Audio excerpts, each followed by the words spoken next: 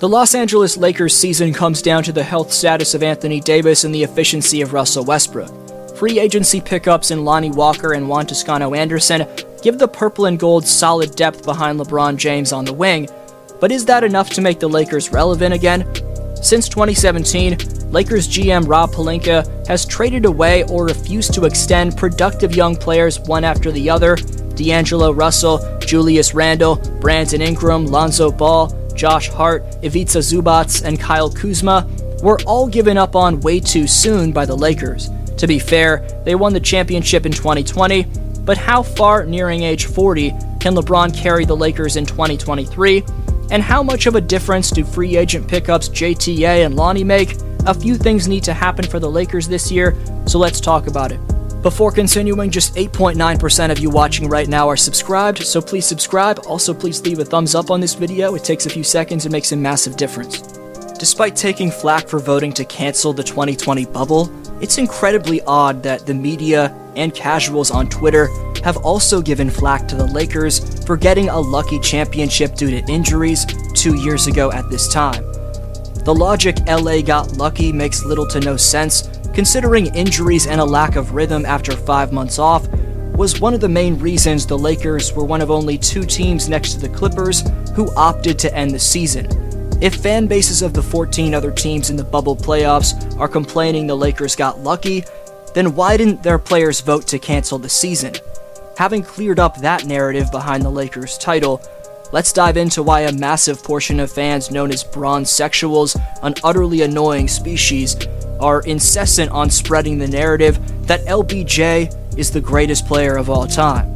Firstly, it's incredible that despite not being a primary scorer, LeBron's about to pass Kareem Abdul-Jabbar in the 2022-23 season to set the all-time record for total points.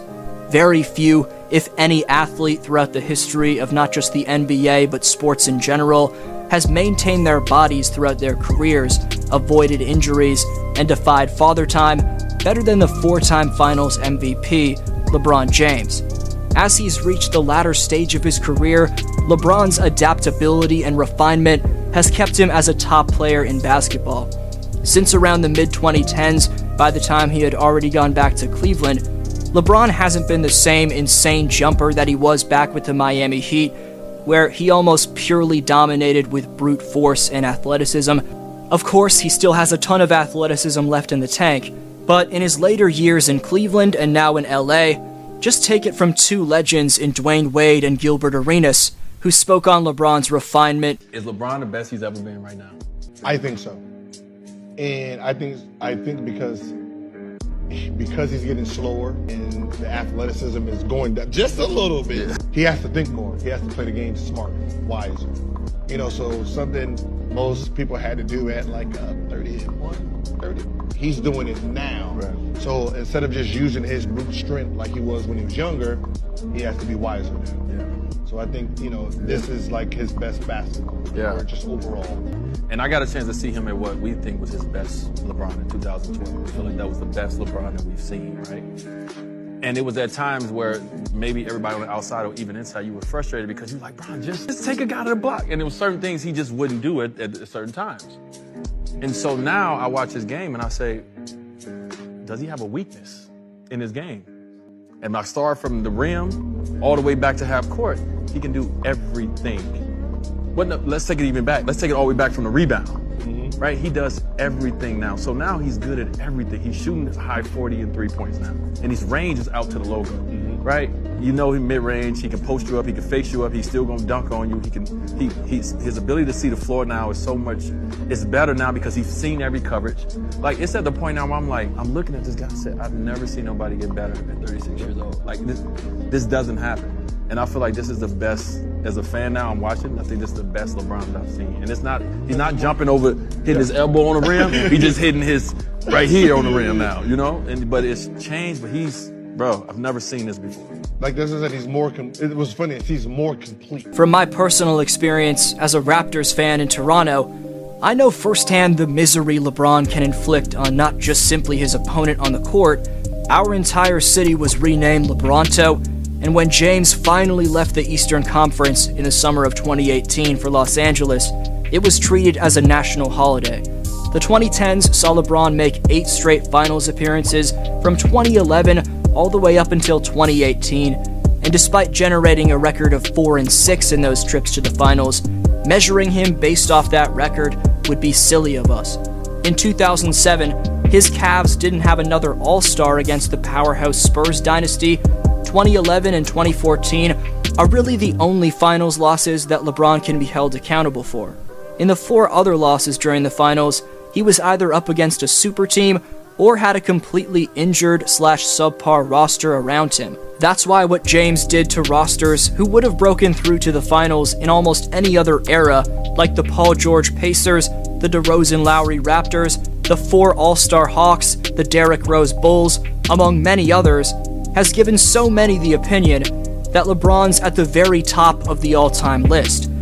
The discussion between he and Michael Jordan is for another day, but it's a back and forth that leads to very little and is quite honestly a pretty toxic way of dismissing either one of these not just basketball, but world icons and leaders. It's not wrong to appreciate LeBron if you're on the MJ side, and vice versa. This take from Jordan's former teammate Steve Kerr puts it best.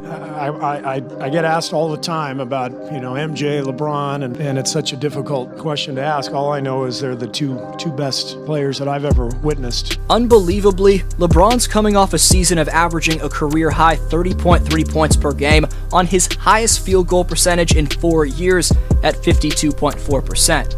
21-22 also saw James post his first season of averaging both a steal and a block per game since all the way back in the 08-09 season when he was a 24-year-old. Bron also attempted a career-high 8 3-point attempts per night this past season, knocking down a career 7th best, and very solid 35.9% of them. Most shockingly, based off LeBron being on the verge of 38, is that his 79.6% conversion rate from 0 to 3 feet was the highest mark of his 19-year career, topping the 78.2% high he set in 2021.